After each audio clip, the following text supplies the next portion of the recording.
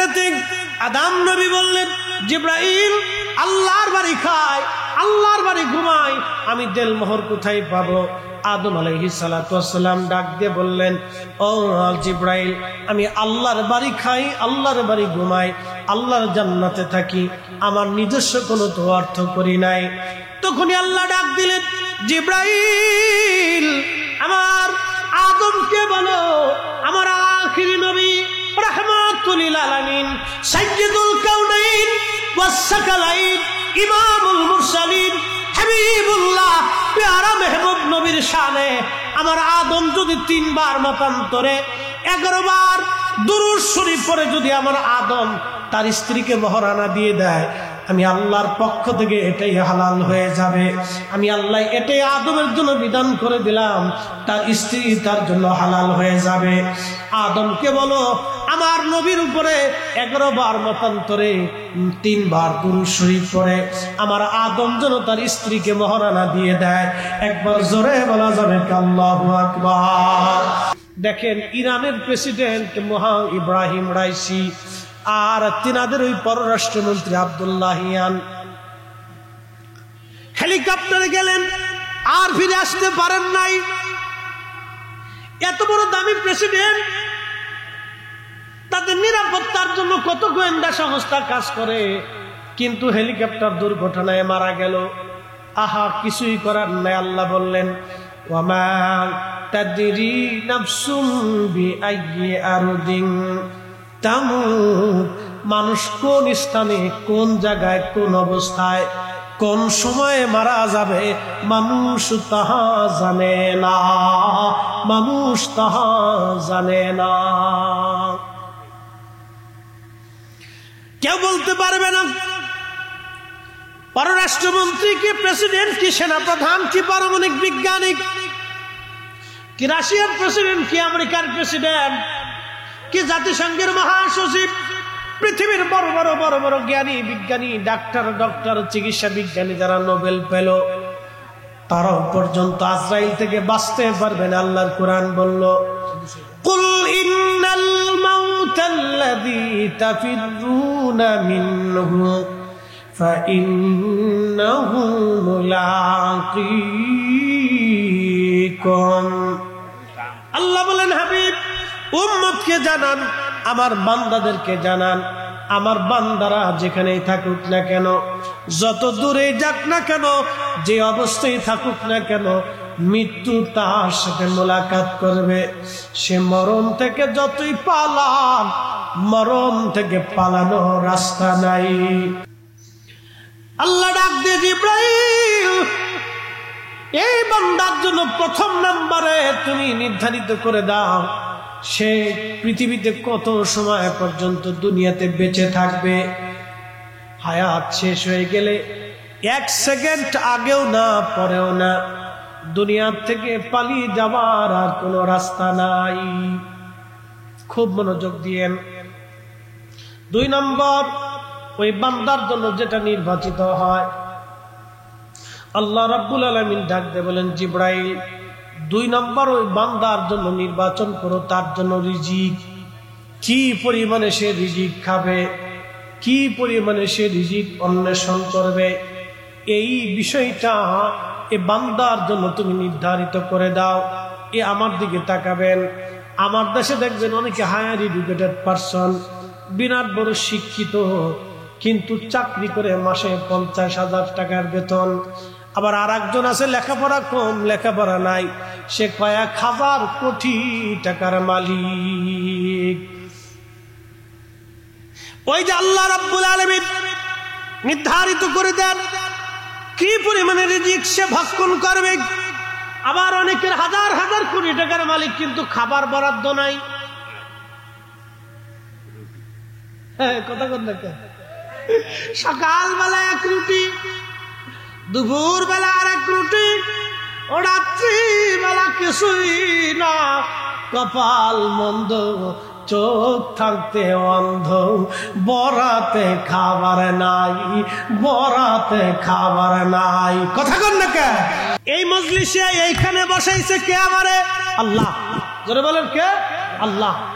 ইমামের মুসল্লিতে দাঁড়া করে এলেন আল্লাহ, চেয়ারম্যান যিনি বানাইলেন তিনি আল্লাহ, সমাজের নেতৃস্থানীয় ব্যক্তি যারে বানাইলেন আল্লাহ, সমাজের সর্দার বানাইলেন আল্লাহ, মাতুব্বর বানাইলেন আল্লাহ, পয়সাওয়ালা বানাইলেন আল্লাহ, আপনাকে ওসি ডিসি এসপি সেনাপ্রধান মেজর জেনারেল এইগুলি ব্রিগেডিয়ার কর্নেল ক্যাপ্টেন এগুলি বানাইলেন আমার আল্লাহ। আল্লাহ আল্লাহ আল্লাহ আল্লাহ ডাক দিয়ে বলে, জিবরাইল 3 নম্বর আমার বান্দার জন্য নিযুক্ত করে দাও ইজ্জত। আমি আল্লাহ তার ইজ্জত দিলাম। এই জন্য কোরআন আল্লাহ আবার অপশন লিখে দিলেন, কুলিল্লাহুম্মা মালিকাল মুলকি তুতিল মুলকা মান তাশাউ ওয়া তানজিউল মুলকা মিম্মান তাশাউ ওয়া তুইজ্জু মান তাশাউ ওয়া তুযিল্লু মান তাশাউ। হুজুর আপনি বলে দেন, মুলকের মালিক আমি আল্লাহ, যাকে খুশি আমি আল্লাহ ইজ্জত ওয়ালা বানাই, যার কাছ থেকে খুশি আমি আল্লাহ ইজ্জত ছিনাই নেই, যারে খুশি রাজত্বের মালিক বানাই, যার কাছ থেকে খুশি আমি আল্লাহ রাজত্ব ছিনাই নেই। যাকে খুশি আমি রাজত্ব দেই, যার কাছ থেকে খুশি রাজত্ব ছিনাই। 2 দিন আগে ইরানের প্রেসিডেন্ট ইব্রাহিম রাইসি, আজকে আবার একজন নতুন, কি কথা কর না, 2 দিন আগেও তিনি প্রেসিডেন্ট, আজকে একজন নতুন। রাজত্ব কার হাতে? জোরে বলে, রাজত্ব আল্লাহর হাতে। ছিনে নেন তিনি, দিয়ে দেন তিনি, যাকে খুশি তাকে বানান, যার কাছ থেকে খুশি তাকে ছিনে নেন। প্রিয় উপস্থিতি, খুব মনোযোগ দিয়ে যান, খুব বুঝে বুঝে যাবেন। এই জন্য কারো ইজ্জতে হাত দিবেন না, কারো সম্মান নষ্ট করার চেষ্টা করবেন না, কারো নিন্দা মন্দ গীবত তহমত গাইতে থাকবেন না। এইগুলি থেকে আল্লাহ আমাদেরকে হেফাজত করুন। সকলে আওয়াজ তুলে বলেন আমিন। 4 নম্বর হচ্ছে আমল। 4 নম্বর কি? নেক আমল। আমল আমল আল্লাহ যারে খুশি তারে ওলি বানায়, আবার যারে খুশি তারে আমার আল্লাহ বেঈমান বানায়। আমল জিবরাইল তুমি নির্ধারিত করে দাও এই লোকটা আমল কি হবে। আল্লাহ নবী বললেন, লোকটার আমল দেখবা তোমরা, এমন কিছু মানুষ আছে সারা জীবন লোকটা অন্যায় করেছে, খারাপ কাজ করেছে, নামাজে রোজাই নাই, কিন্তু শেষ জীবনে সে এমন তওবা করলো আল্লাহ ওলি হইয়া তারপরে কবরে চলে যায়। আবার এমন কিছু মানুষ আছে ভালো আমল করছে, ভালো কাজ করছে, শেষ জীবনে সে এমন নিকৃষ্ট কাজ করলো বেঈমান হইয়া কবরে চলে যায়। আমল আমল আমল। হাজরতে আল্লাহর ওলি মালিক ইবনে দিনার আল ইরাকি আল বসরি রাহমাতুল্লাহ আলাইহি বাজান, আল্লাহ ওলিরা দেখেন তাদের জীবনী বলতেছি।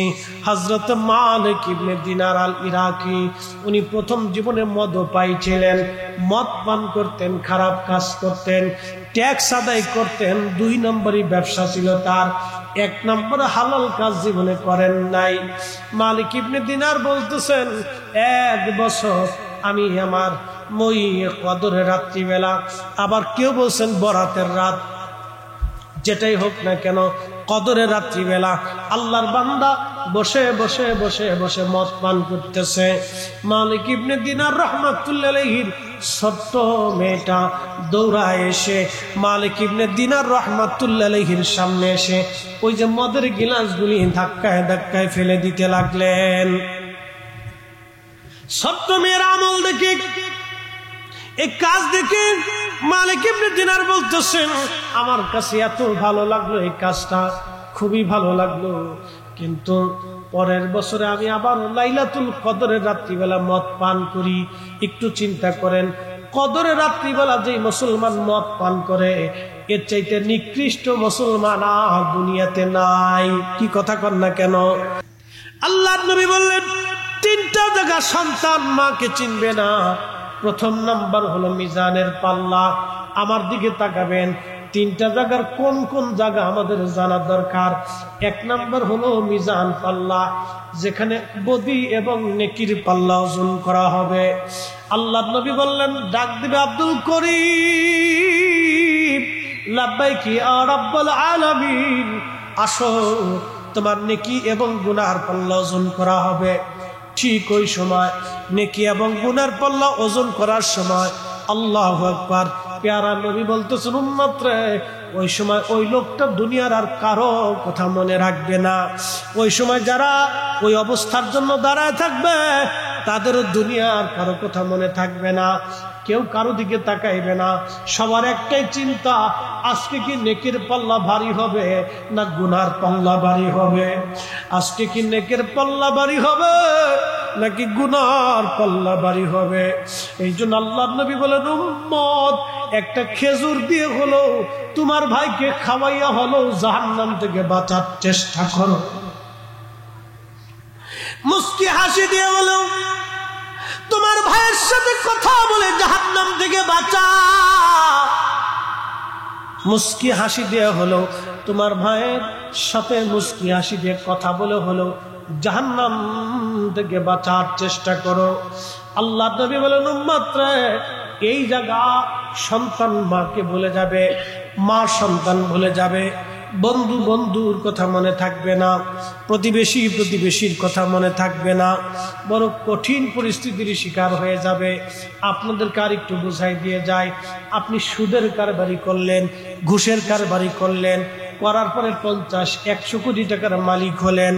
মালিক হয়ে যাওয়ার পরে আপনি আপনার স্ত্রীর জন্য সুন্দর একটা মনোরম বাড়ি বানাই দিলেন, ওই বাড়িতে আপনি থাকেন। কিছুদিন পরে ডাক দিয়ে বলেন, বিবি রে, আমি তোমার জন্য একটা সুন্দর বাড়ি বানাইলাম, তোমার সুখের জন্য আমি সুন্দর করে এই সুদের কারবারি করলাম, ঘুষের কারবারি করিয়া আজকে কোটি কোটি টাকার মালিক হইয়া আঙ্গুল ফুলে কলা গাছ হইলাম। স্ত্রী রে, আমার মন চায় আমি আর একটা স্ত্রী গ্রহণ করব, আমি আর একটা বিয়ে করবার চাই, সুন্দরী একটা বেডি আমার পছন্দ হয়েছে, আপনার প্রথম বউ মনে হয় মাইনে নেবে। হযরত মালিক ইবনে দিনার রাহমাতুল্লাহ আলাইহির কথা বলছিলাম।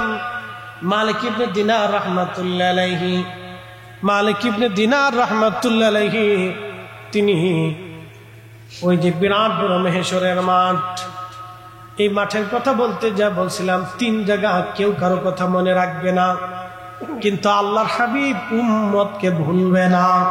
একবার জোরে বলা যাবে কি মারহাবা? আহা, আল্লাহ রাসূল বলতেছেন, উম্মত রে, প্রথম নম্বরে মিজানের পাল্লা, এই জায়গা কেউ কারো কথা মনে থাকবে না। 2 নম্বর আমল নামা ডান হাতে না বাম হাতে। যখন হাসরবাসীদেরকে ডাক দিয়ে আল্লাহ বলবেন, আসো, এখন তোমাদের হাতে আমল নামা দেওয়া হবে। আমল নামা যাদের ভালো, সামনের থেকে তাদের আমল নামা দেওয়া হবে। আমল নামা যাদের খারাপ, পিছন দিক থেকে আমল নামা দিয়ে দেওয়া হবে হাতে। সেই দিনও বড় কঠিন, ওই সময় কেউ কারোর কথা মনে রাখবে না, সবাই সবাইকে ওই সময় ভুলে যাবে, কেউ কারো কথা মনে নাই। আল্লাহ নবী ডাক দিয়ে বলেন, উম্মত রে, 3 নম্বর ফুলসিরাতের ঘাট। ফুলসিরাত পাড়ি দেওয়ার সময় বড় কঠিন, জাহান্নামীরা পুরে পুরে কেটে কেটে জাহান্নামে পড়ে যাবে। এই কঠিন সময় ফুলসিরাতের ঘাটে, আহা, কে পার হবে, কে পার হতে পারবে না। এই কঠিন পেরেশানিতে মানুষগুলি সবাই সবাইকে সেই দিন ভুলে যাবে। কিন্তু আমার নবী হযরত খাদিম রাসূল আনাস রাদিয়াল্লাহু আনহুকে ডাক দিয়ে বললেন, একদিন খাদিম রাসূল হযরত আনাস, তিরমিজি বাবু শাফার মধ্যে এসেছে, হযরত আনাস রাদিয়াল্লাহু আনহু নবীকে ডাক দিয়ে বলেন, ইয়া রাসূলুল্লাহ, নবী গো, কিয়ামতের মাঠে আপনি আমারে দয়া করে বলে যান, আপনি আমারে সারা জান্নাতে যাবেন না। নবীজি, আমি খাদেম আনাসকে নিয়ে তারপরে আপনি জান্নাতে যাবেন। আল্লাহর নবী ওয়াদা করে বললেন, আনাস রে, আমি নবী ওয়াদা করলাম তোমাকে নিয়ে আমি জান্নাতে চলে যাব। খাদেম রাসূল আনাস বলতেছেন, হুজুর, জান কিয়ামতের ময়দানে কোন জায়গা গেলে আপনারে পাওয়া যাবে? আল্লাহর নবী ডাক দেয়া বলেন, আনাস রে, প্রথমত আমরা তুমি মিজানের পাল্লার কাছে গেলে পাবা। বলি ইয়া রাসূলুল্লাহ, মিজানে যদি না পাই কোন জায়গা গেলে আপনাকে পাবো? বলে আনাস রে, আমরা তুমি হাউজে কাউসারের কাছে গেলে পাবা। বলে হুজুর, হাউজে যদি না পাই কোন জায়গা গেলে পাবো? আনাস রে, আমরা তুমি ফুলসিরাতের ঘাটে গেলে পাবা। বলে হুজুর, ফুলসিরাতে যদি না পাই কোন জায়গা গেলে পাবো? আল্লাহ নবী ডাক দেয় বলেন আনাস রে, আমারে তুমি এই তিনটা জায়গা কিয়ামতের ময়দানে অবশ্যই পাবা। আমার একটা উম্মত যাতে জাহান্নামে না যায়, আমি নবী তিনটা জায়গা সবসময় দৌড়াদৌড়ি করতে থাকবো। একবার জোরে বলা যাবে কি আল্লাহু আকবার? তাহলে বলেন নবীর দুরূদ। আল্লাহ নবী ডাক দিয়ে বলেন উম্মত, দুনিয়াতে যে উম্মত আমি নবীর উপরে বেশি বেশি করে দুরূদ শরীফ পড়ে, কিয়ামতের ময়দানে ওই উম্মত আমি নবীর কাছাকাছি থাকবে, আমি নবীর পাশাপাশি থাকবে, আমি নবীর নৈকট্য সে হাসিল করবে যারা দুনিয়াতে বেশি বেশি করে দুরূদ শরীফ পড়ে। আল্লাহ নবী বলেন মান সাল্লা আলাইয়া ফি ইয়াউমিন আলফা মাররা, উম্মতরে প্রত্যেকদিন যদি তুমি 1000 বার করে দুরূদ শরীফ পড়ো, লাম ইয়ামুত, মরণ হবে না, হাত্তা ইয়ারা মাকআদাহু মিনাল জান্নাহ, দুনিয়া থেকে জান্নাতের মাকআদা না দেখা পর্যন্ত, জান্নাতের ঠিকানা না পাওয়া পর্যন্ত তোমার মউত আসবে না। চিৎকার মেরে জোরে বলেন না সুবহানাল্লাহ। তাহলে জবান খুলে দেন, একসঙ্গে দুরূদ। আল্লাহর এই জগৎ সমূহ, বিশ্ব সমূহ, জগৎ সমূহ, আমাদের অনেকেই বলে বা বিশ্ব নবী, আসলে বিশ্ব নবী শব্দটা আল্লাহর হাবিবের জন্য শানে একটু বেমানান, এটা মানানসই হয় না। কারণ আল্লাহর কোরআনে, আল্লাহর কালামে আল্লাহ বলছেন ইল্লা রাহমাতাল লিল আলামিন, সমস্ত জগৎ সমূহের রহমত। আল্লাহু আকবার। শুধু জমিন না, এই বিশ্ব না, যত বিশ্ব আছে, মারহাবা বলবেন না?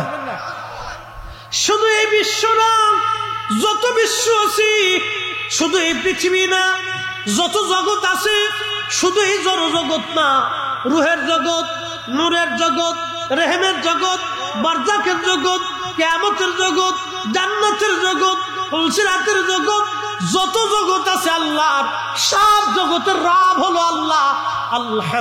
আলহামদুলিল্লাহি রাব্বিল আলামিন।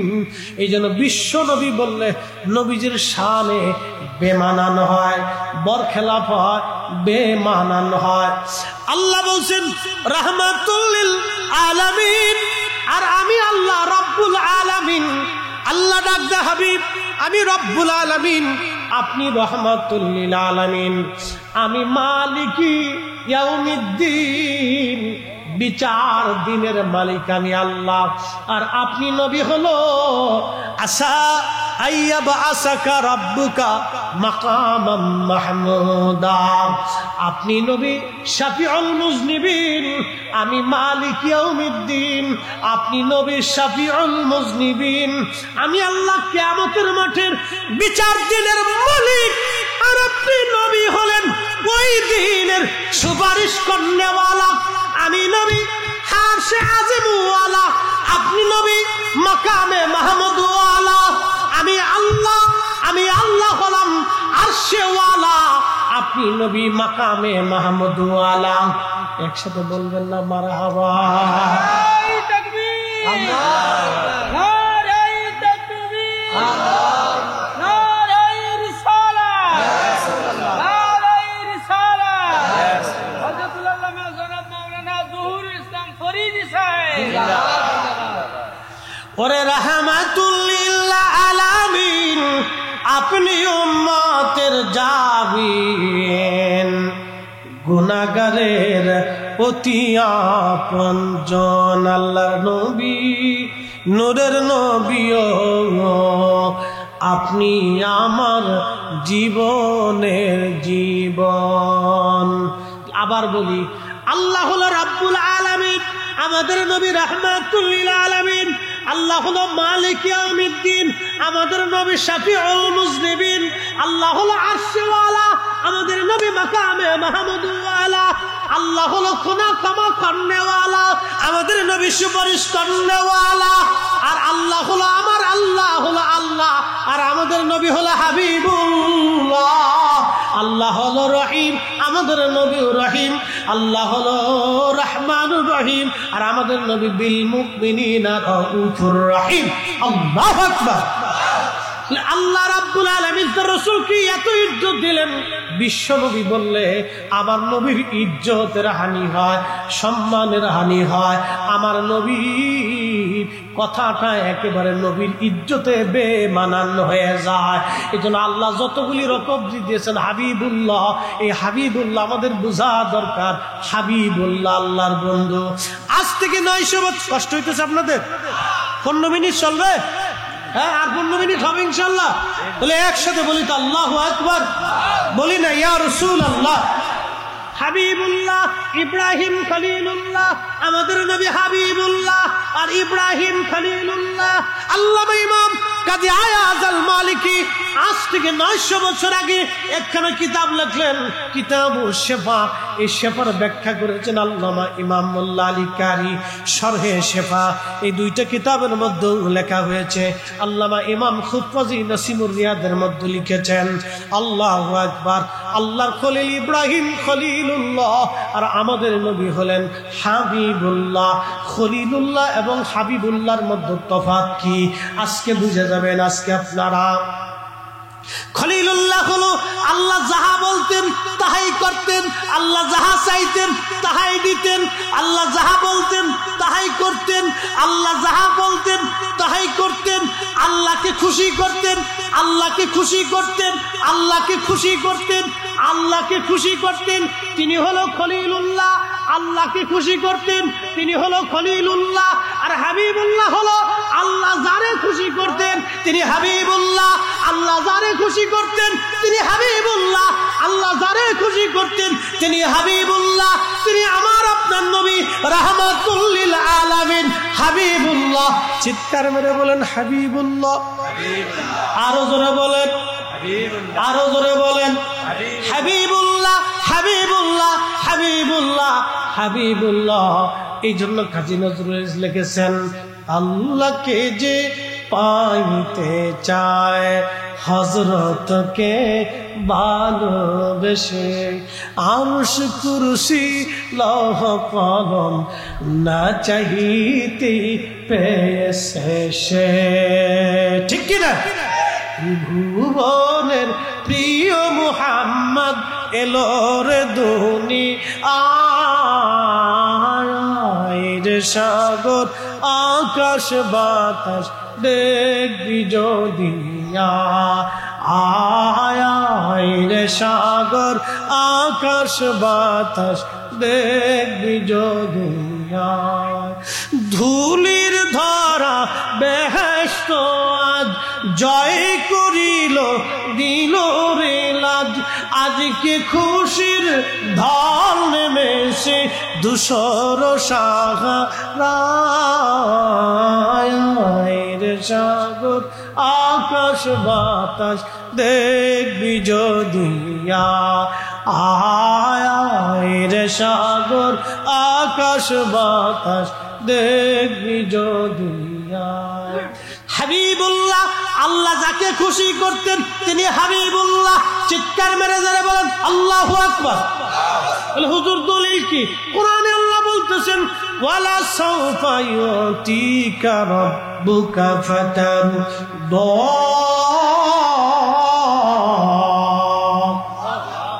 আল্লাহ ডাক দেখে, হাবিব আমি অচিরে আপনাকে খুশি করব, সন্তুষ্ট করব, রাজি করব।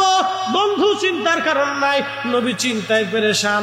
আল্লাহর নবীজি চিন্তায় পেরেশান, আমার উম্মতের হায়াত কম, নেকি হবে কম, জান্নাতে যাবে সবার, আমার উম্মতের হায়াত কম, নেকি কম, আমার উম্মত কি করে জান্নাতে সবার আগে যাবে?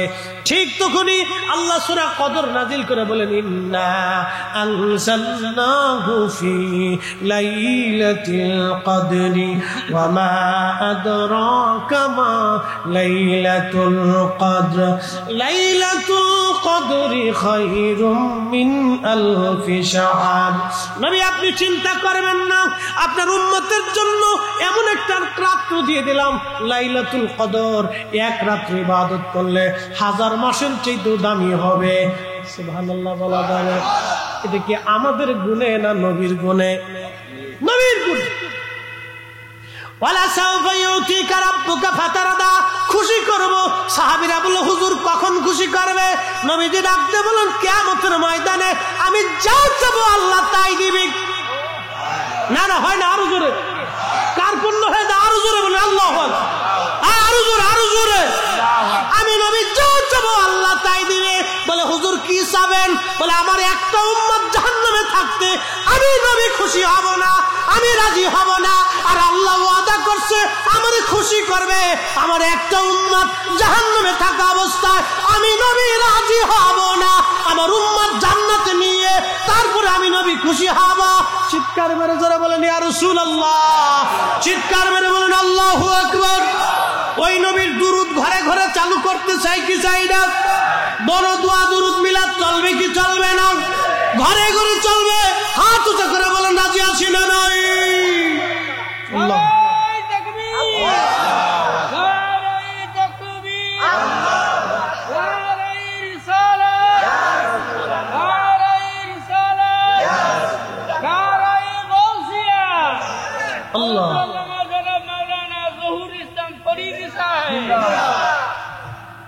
হক কোরআন পড়ো, হাদিসে পড়ো, ফুটাও সুন্নিয়ত, ভালোবাসো আল্লাহ রসুল আহলে বায়াত, ভালোবাসো আল্লাহ রসুল আহলে বায়াত।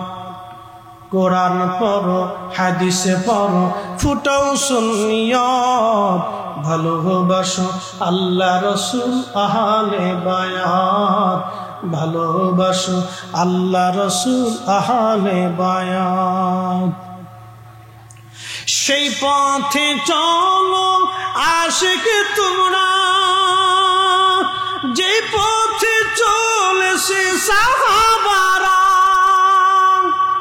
সেই পথে চলো আশিক তোমরা, যে পথে চলেছে সাহাবারা।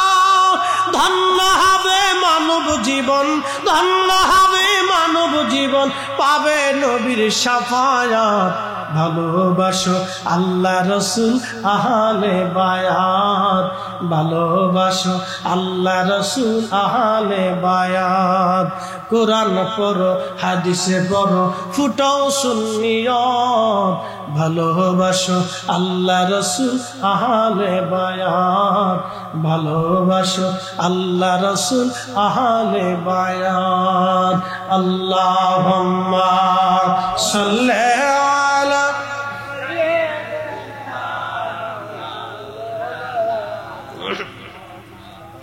ওয়া আলা আলি সাইয়্যিদিনা।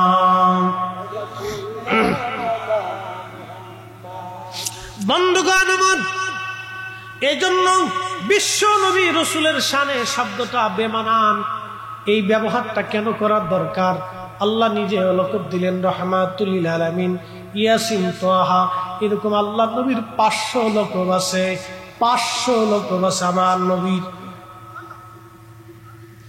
আল্লামা শেখ আব্দুল হক মুহাদ্দিস দেহলভী মাদারিজুন নবুওয়াতের মধ্যে তিনি লেখেন আমার আল্লাহ নবীর 500টা লকব আছে।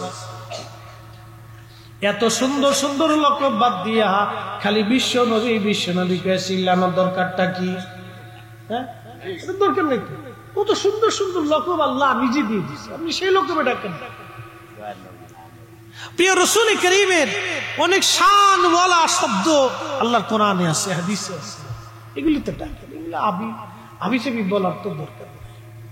আল্লাহ রাসূল আল্লাহর হাবিবের অনেক শান, অনেক চমৎকার চমৎকার সম্মান সূচক শব্দ আছে, আপনি এগুলি বলেন। শোনেন, রসুলের উম্মতের ইজ্জত বাড়ে নবীর কারণে। আমাদের কারণে কিন্তু রসুলের দাম বাড়ে না, নবীর কারণে আমাদের দাম বাড়ছে। কথা কন না, ঠিক কিনা? আরবিতে একটা প্রবাদ আছে, সরকুল মাকি না অসরকুল মাকান, সরকুল মাকানে অসরকুল মাকি। কিছু জায়গার কারণে মানুষের দাম বাড়ে, কিছু মানুষের কারণে জায়গার দাম। তো মদিনাতে নবীজি যাওয়ার কারণে কিন্তু মদিনার দাম বাড়ছে, নবীর কারণে মদিনার দাম বাড়ছে, মদিনার কারণে নবীর দাম বাড়ে না। কথা ঠিক কিনা? কাবার কারণে কাবাবাসীর দাম বাড়ছে, আবার ওই শহরে আমার নবী জন্মগ্রহণ করার কারণে কাবার দাম বাড়ছে। লা উকসিমু বিহাদাল বালাদি ওয়া আনতা হিল্লুম বিহাদাল বালাদ। আরেকটু জোরে বলবেন আল্লাহু আকবার। শহরের কসম করি, কারণ আপনি শহরে জন্মগ্রহণ করেছেন, এই জন্য শহরের কসম করি। কি বুঝলেন আপনি? আমার নবীজিকে মোহাব্বত করার কারণে একটা উট জান্নাতে চলে যাবে। উটের নাম কাসওয়া। উটের কিন্তু কোনো শরীয়ত নাই, তার কোনো কিন্তু শরীয়ত নাই।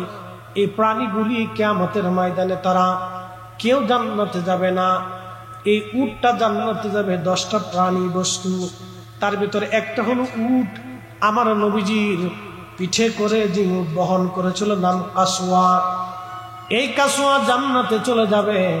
আর একটা বস্তুর নাম হলো উস্তনে হান্নানা, যেই লাঠির সঙ্গে হালান দিয়ে নবী খুতবা দিতেন, এই লাঠিটাকে কিয়ামতের ময়দানে নবীজির সঙ্গে করে জান্নাতে চলে যাবে। অতএব আল্লাহ রসুলের চুল মুবারককেও যদি আপনি অবহেলা করেন, তার মানে আপনার জাহান্নামে চলে যাওয়া এতটুকুনি যথেষ্ট, ঠিক কিনা?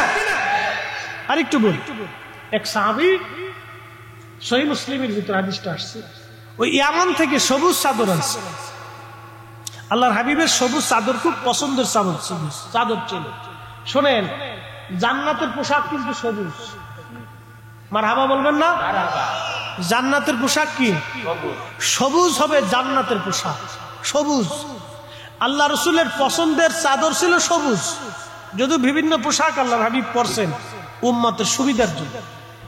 এই জন্য নবীজির পাগড়ি মোবারক ছিল সবুজ, কালো ছিল, সাদাও ছিল, সবুজ পাগড়ি ছিল। তো পেয়ারা রসুল করিম এই সবুজ একটা ইয়ামানি নকশা করা চাদর এক সাহাবী নিয়ে আসছে। এসে আল্লাহর হাবিবকে হাদিয়া দিয়ে বললেন, ইয়া রাসূলুল্লাহ, আমি শুধু ইয়ামান থেকে আপনার জন্য চাদর মোবারক আনছি, মিসকিনের চাদর আপনি দয়া করে কবুল করেন। তো আল্লাহর হাবিব ওই চাদর মোবারক নিলেন, নিয়ে গায়ে লাগলেন।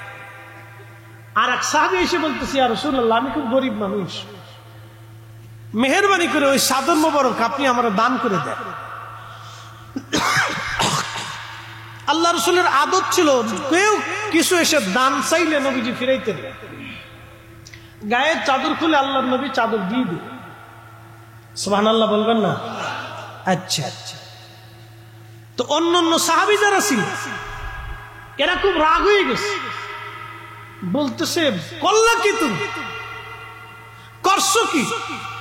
আমরা রসুল করিমের জন্য চাদর আনছি শুধু ইয়ামান থেকে, তুমি জানো যে নবীজির চাদরের খুব প্রয়োজন।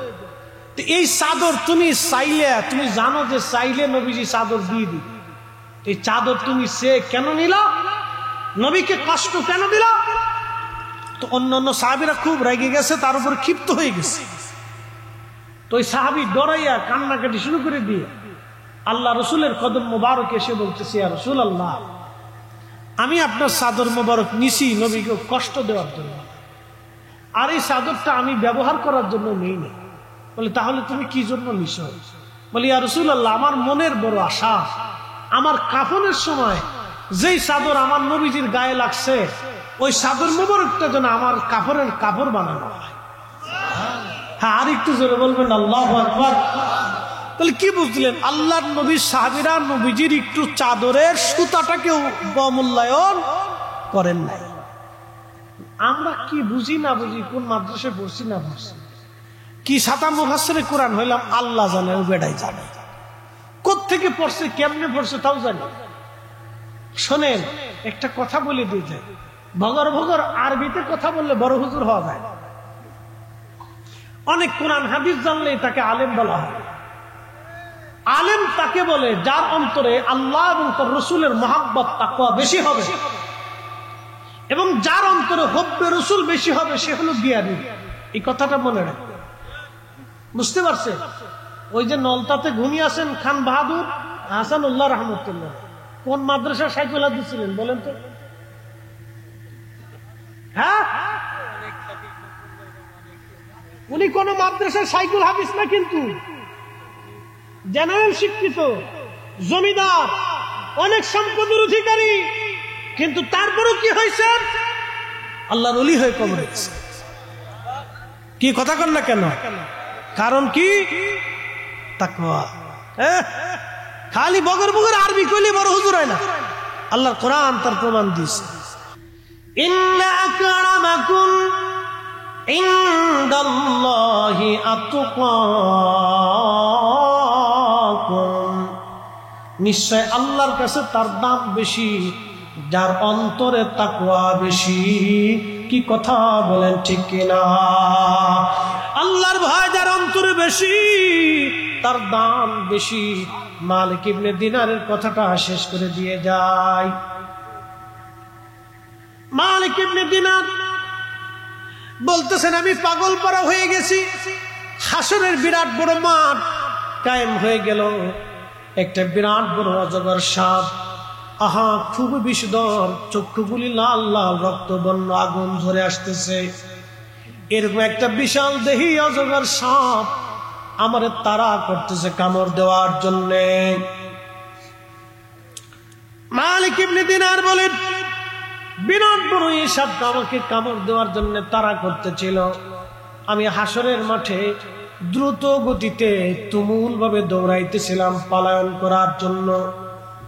আমি পালাচ্ছি, কিন্তু সাপ আমার পিছে পিছে দৌড়ায়। মালিক ইবনে দিনার বললেন, দুনিয়ার মানুষরে, এই সাপটা থেকে বাঁচার জন্য আমি দৌড়াইয়া হাসরের মাঠের এক কোনায় গেলাম। যাইয়া দেখি সুন্দর পোশাক পরে এক বৃদ্ধ বসে আছে। তাকে বললাম, বৃদ্ধ তুমি সাপ থেকে আমারে তাড়াতাড়ি বাঁচাও, এই সাপটা আমারে কামড়ানোর জন্য আসতেছে। এই বৃদ্ধ ডাক দিয়ে বলল, মালিক, ওই সাপ থেকে বাঁচানোর সক্ষমতা আমার নাই, এই শক্তি আমার নাই, আমি আজকে বৃদ্ধ, এই ক্ষমতা আমার নাই, অন্য কোথাও তুমি যাওয়ার চেষ্টা কর। মালিক ইবনে দিনার বললেন, আমি দ্রুত গতিতে দৌড়াইয়া হাসরের মাঠে আর এক কোণে এসে দেখলাম শুধু আগুন আর আগুন। ওইখান থেকে দৌড়াইয়া আমি দেখলাম বিরাট বড় একটা প্রাসাদ দেখা যায়। সাপটা আমার পিছু পিছু দৌড়াইতে লাগলো। বিরাট বড় প্রাসাদ, জান্নাতি বড় বড় রুম, সুন্দর মণি মুক্তা হীরা জমরদ জহরত দিয়ে বানানো। লক্ষ লক্ষ শিশু বাচ্চারা ওই জান্নাতের মধ্যে খেলাধুলা করে। মালিক ইবনে দিনার বললেন, দুনিয়ার মানুষ, আমি দৌড়াইয়া ওই প্রাসাদের দিকে যাচ্ছিলাম, এমন সময় ঘোষণাকারী ঘোষণা দিয়ে বলল, শোনো, একজন বান্দা বিপদগ্রস্ত হইয়া আমাদের প্রাসাদের দিকে রওনা হয়েছে। এই লোকটার কোনো আমানত মনে হয় প্রাসাদের মধ্যে আছে। তোমরা শিশুরা তাড়াতাড়ি প্রাসাদ থেকে বের হয়ে সেই লোকটাকে বিপদ থেকে বাঁচাও। বলতেছে, আমি দ্রুত দৌড়াচ্ছিলাম, সাপটা আমার পিছু পিছু দৌড়ায়, আর আমি দৌড়ায় প্রাসাদের কাছে গেলাম, সঙ্গে সঙ্গে বিরাট বড় দরজা খুলে দেওয়া হলো। এমন সময় দেখি ছোট ছোট বাচ্চারা দৌড়ায় এসে আমার ওই ছোট্ট মেয়েটা, যে মেয়েটা মারা গিয়েছিল, ওই মেয়েটাও আমার সামনে এসে দাঁড়ায় গেল। মেয়েটাকে দেখে আমি থমকে দাঁড়াই গেলাম। ছোট বাচ্চা ওই সাপটাকে ধাওয়া করলো ধরার জন্য। সাপটা পালিয়ে চলে গেল। আমি ওই জান্নাতের রুমের প্রাসাদের মধ্যে বসে গেলাম। ছোট্ট মেয়েটা আমার কোলের মধ্যে বসে গেল। বসে যাওয়ার পরে মেয়েটা আমার দাড়ি ধরে ধরে টানতেছিল, আলবু দাড়ি ধরে ধরে টানতেছিল আর বলতেছিল, আব্বা জান, এখনো কি সময় হয় নাই তুমি পাপ কাজ থেকে ফিরে আসবা?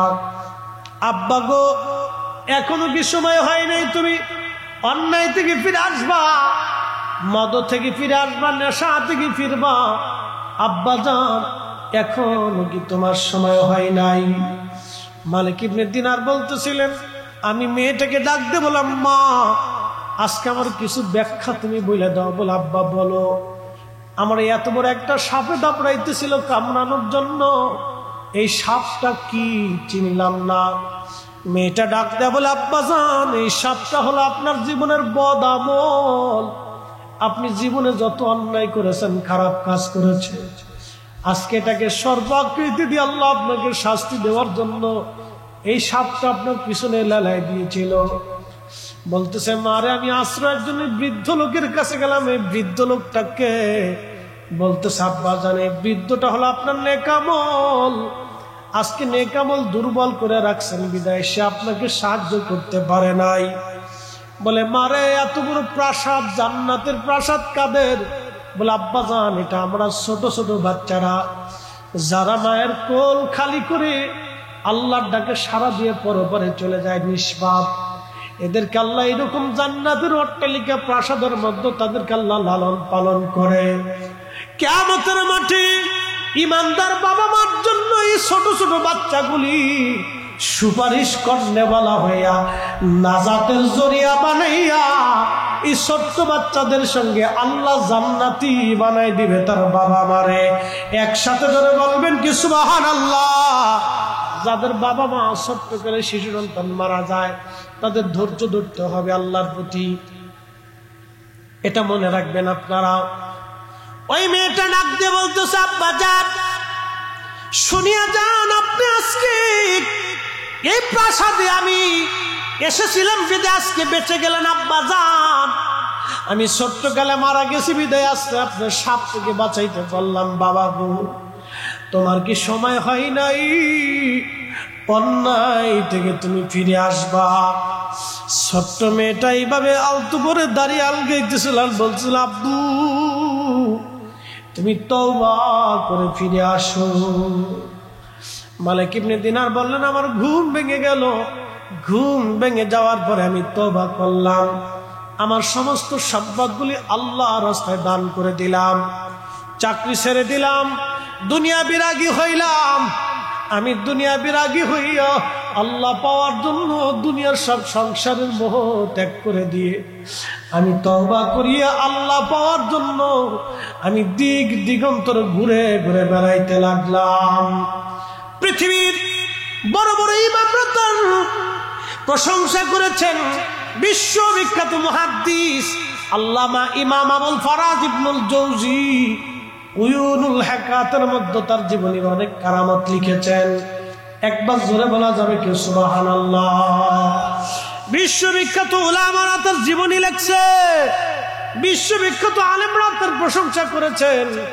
বুঝতেই পারতেছেন একজন মদপায়ী, নেশাখোর, অন্যায়কারী তওবা করিয়া ভালো হইয়া আল্লাহ ওয়ালা হইয়া আল্লাহর ওলি হইয়া তারপরে তারা কবরে চলে গেছে।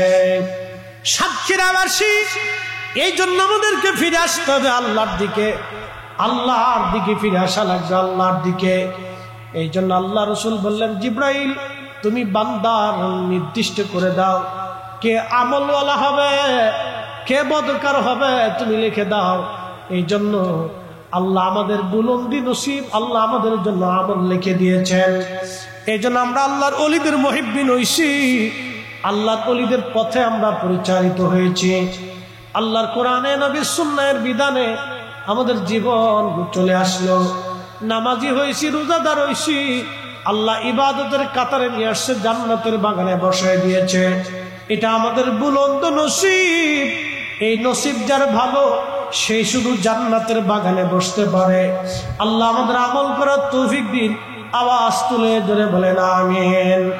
আমাদের পিতা আদম সফিউল আলাইহিস সালামকে যখন সৃষ্টি করলেন আল্লাহ জান্নাতে, বাদা খালকাল ইনসানি মিন তিন, মানব জাতির সৃষ্টির সূচনাটা আল্লাহ মাটি থেকে করলেন। সুম্মা জাআলা নাসলাহু মিন সুলালাতিন মিন মাইন মাহিন। বংশ বিস্তার করলেন। মানব শরীরের নির্গত ধাবমান একটু পানি, যে পানিটা মায়ের বক্ষদেশ থেকে আসে, বাবার পৃষ্ঠদেশ থেকে যে পানিটা নির্গত হয়ে আল্লাহ একটা বিশেষ প্রক্রিয়ার মাধ্যমে মায়ের নিরাপদ স্থানে পবিত্র রেহেমে জরায়ুর ভিতরে একবারে আল্লাহ এমন একটা জায়গা রাখেন, যেই জায়গাটা পৃথিবীর অন্যতম শ্রেষ্ঠ নিরাপদ জায়গা। একবার জোরে বলা যাবে কে মারহাবা। একবার নিরাপদ জায়গায় রব্বুল আলামিন সেই পানিটাকে রাখেন। প্রথম 40 দিন পার হলো, ওই পানিটাকে আমার আল্লাহ মায়ের রেহেমের মধ্যে 40 দিন পর্যন্ত রিফাইন আল্লাহ করতে থাকেন। 40 দিন পরে ওই পানিটাকে আমার আল্লাহ রব্বুল আলামিন রক্তপিণ্ড বানান। খালাকাল ইনসানা মিন আলাক। এই জায়গায় এসে আল্লাহ বললেন, আমি এই পানিটাকে রক্তপিণ্ড পরিণত করি। এই রক্তপিণ্ড থেকে আল্লাহ মানব জাতি বানাইলেন। এই রক্তপিণ্ডটাকে আরো 40 দিন পর্যন্ত আল্লাহ মায়ের রেহেমের ভিতরে আমার আল্লাহ পাক রিফাইন করতে থাকেন। এই 40 দিন পার হয়ে যাওয়ার পরে আল্লাহ রাব্বুল আলামিন বাকি 40 দিনে আল্লাহ অষ্টপিণ্ডি গোশত তৈরি করেন, ফিটনেস তৈরি করেন আমার আল্লাহ। এই বাকি 40 দিন পর্যন্ত আল্লাহ মায়ের পেটের ভিতরে আমার বডিটাকে আল্লাহ রিফাইন করতে থাকেন। 40 দিন 120 দিন পার হয়ে যাবার পরে মানব দেহের মধ্যে আল্লাহ রাব্বুল আলামিন রূহ ফুঁকায় দেন। রূহের জগৎ থেকে আল্লাহ এই রূহ নামক ইঞ্জিন খানা আমার আল্লাহ মায়ের পেটের ভিতরে আমার আপনার বডির মধ্যে আল্লাহ ফিট করে দেন। একবার জোরে বলা যাবে আল্লাহু আকবার। না না, আরো জোরে বলেন আল্লাহু আকবার। তাহলে বলেন জিকির হবে কার? না না, একসাথে বলেন কার? ইবাদত হবে কার? সেজদা হবে কার? আইন মানব কার? বিধান মানব কার? তাহলে একসাথে জোরে বলেন তো আল্লাহু আকবার। কুরবানি হবে কার জন্য?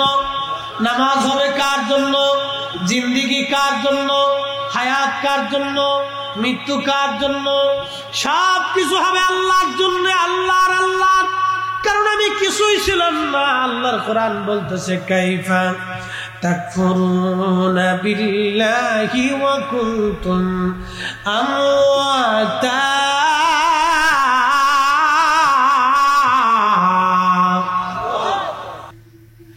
বন্ধু আমার, রূহ নামক ইঞ্জিন বডি তৈরি করছে আমার আল্লাহ।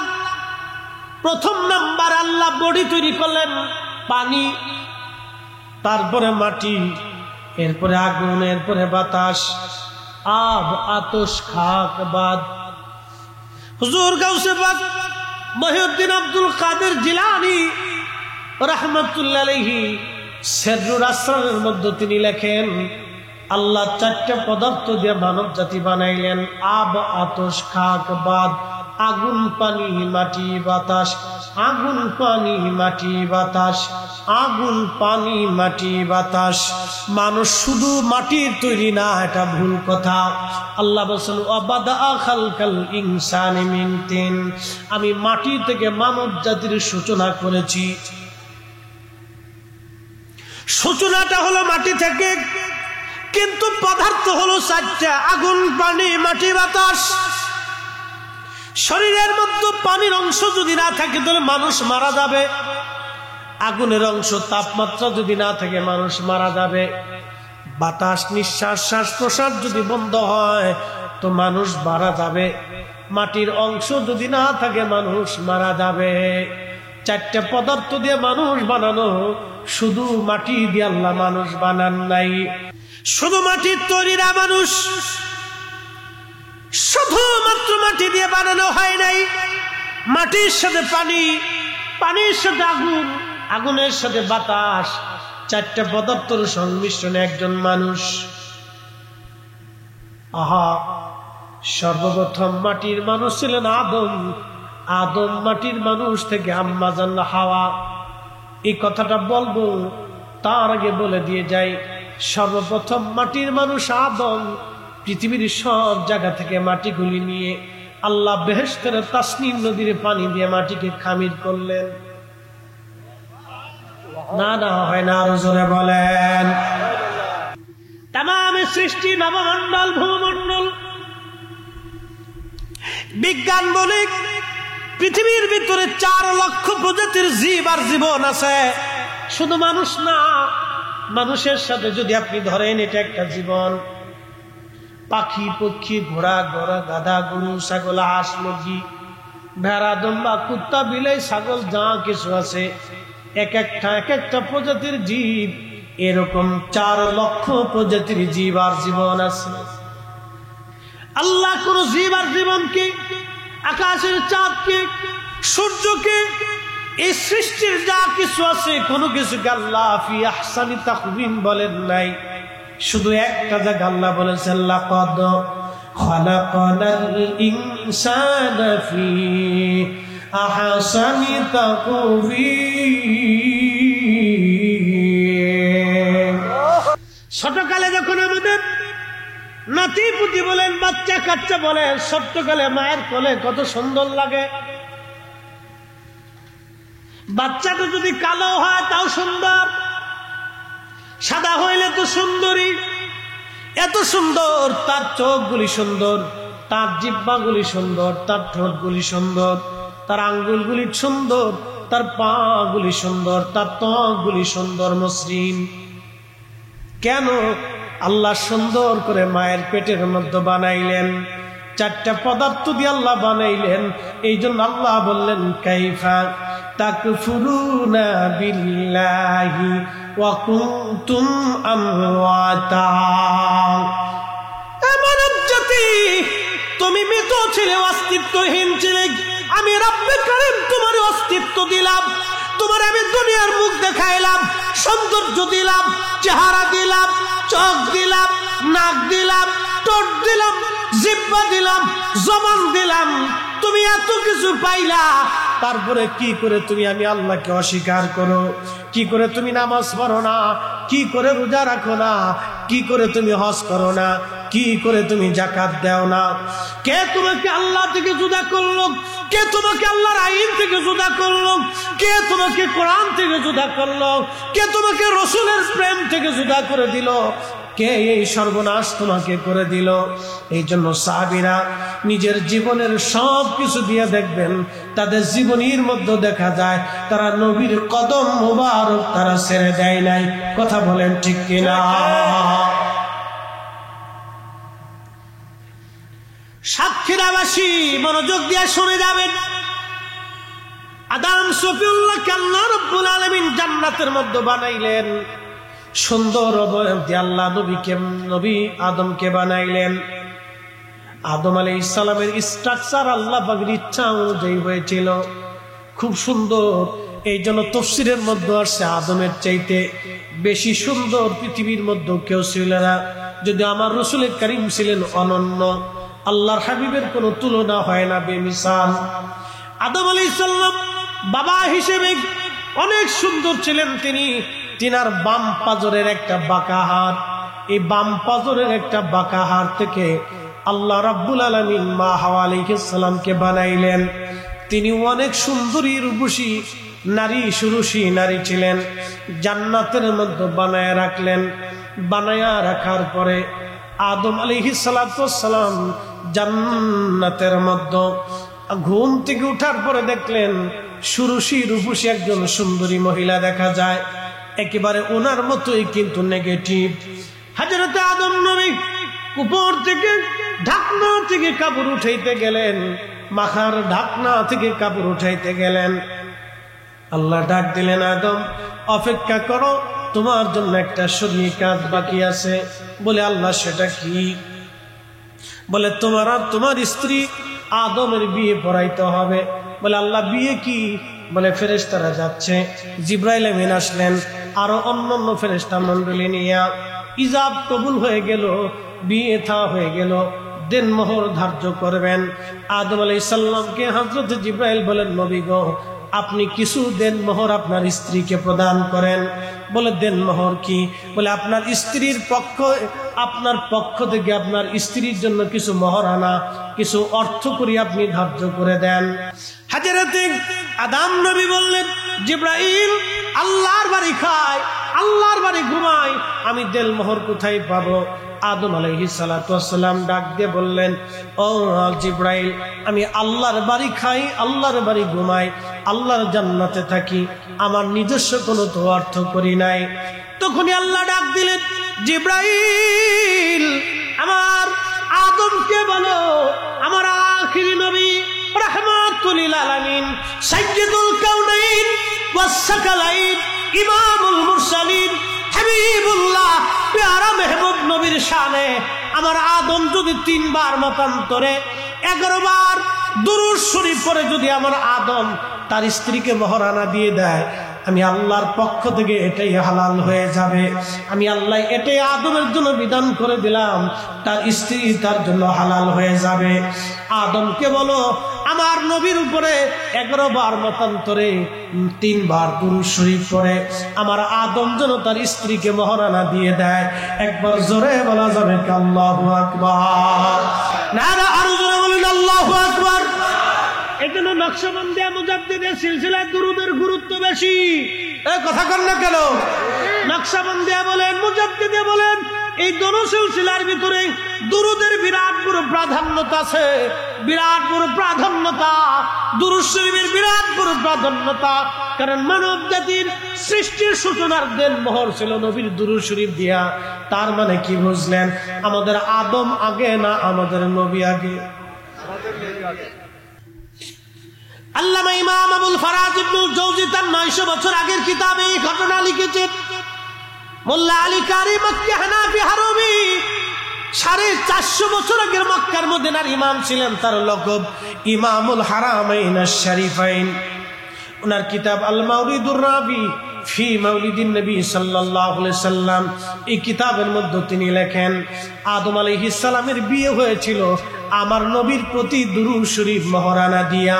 আমার নবীর প্রতি দুরূদ শরীফ তেলাওয়াত করে এই দুরূদ তার স্ত্রী আম্মা জান হাওয়াকে তিনি মহারানা দিয়েছিলেন। তার মানে আদমের বিয়ে হয়েছে আমার নবীর দুরূদের বদৌলতে, আমাদের সূচনা হয়েছে নবীর দুরূদের বদৌলতে। এই জন্য যেই কাজ দুরূদ শরীফ দিয়ে শুরু হয় সেই কাজে বরকত হয়। একসাথে বলবেন না আল্লাহু আকবার? এই জন্য বাড়ি বাড়ি মিলাদ হয়। কি হয়? জোরে কর, জোরে কর। আল্লাহ নিজে বলতেছেন, ফামান ইয়ামাল মিসকালা যাররাতিন খায়রান ইয়ারা। অনু পরিমাণ, যেটা খালি চোখে দেখা যায় না, অনু, এই অনু পরিমাণ নেকের কাজ যদি তোমরা করো, আল্লাহর কোরআন বলে তার প্রতিদান আমি কিয়ামতের ময়দানে তোমারে দেখাই দিব, তোমারে দিয়ে দিব, এর বেনিফিট থেকে তোমারে মাহরুম করব না। আল্লাহ রাসূল উম্মতকে বলেন, উম্মত, তোমার ভাইকে একটা খেজুরের দানা দিয়ে হলেও অথবা একটা মুস্কি হাসি দিয়ে হলেও তুমি জাহান্নাম থেকে বাঁচার চেষ্টা করো। আল্লাহর নবী সহিহ মুসলিমে বলেন, এই আয়াতের তাফসীরের মধ্যে আসছে, আল্লাহর নবী বলেন, উম্মত রে, নেকের কাজ যত ছোট হোক, এই ছোট কাজকে তোমরা কখনো ইনকার করিও না। একবারে ছোট্ট নেকের কাজ দিয়ে হলো তোমরা জাহান্নাম থেকে বাঁচার চেষ্টা করো। একবার জোরে বলা যাবে কি আল্লাহু আকবার? তাহলে কোরআন খতমে প্রত্যেক হরফে 10টা নেকি। কি কথা কন না, ঠিক কিনা? তাহলে বাড়িতে কি কোরআন খতম হবে? হ্যাঁ, জোরে বলেন না কেন? হবে। আমাদের সিদ্ধান্ত না আল্লাহ। দুরূদ শরীফ হবে, এক দুরূদে 10 নেকি, দোয়া হবে নি? হবে। যেই মজলিসে দলবদ্ধভাবে জামাতের সাথে উম্মতেরা দোয়া করে, আল্লাহর নবী বলেন, একজন দোয়া করে ইমাম হযরত আল্লামা ইমাম তাবারানী মুআজামুল কবির তাবারানীর ভিতরে তিনি লিখেছেন, আল্লামা ইমাম নূরউদ্দিন হাইসামি মাজমু'জ জাওয়াইদ বিশ্ববিখ্যাত হাদিসের তখরিজের কিতাবের মধ্যে তিনি লিখেছেন, আল্লাহু আকবার। আল্লাহর নবী বললেন, জামাতের সাথে মুসলমান যখন দোয়া করে, একজন দোয়া করে, বাকিরা আমিন আমিন আমিন বলে, আমার আল্লাহর কাছে শরম হয় ওই হাতগুলি খালি ফেরাই দিতে।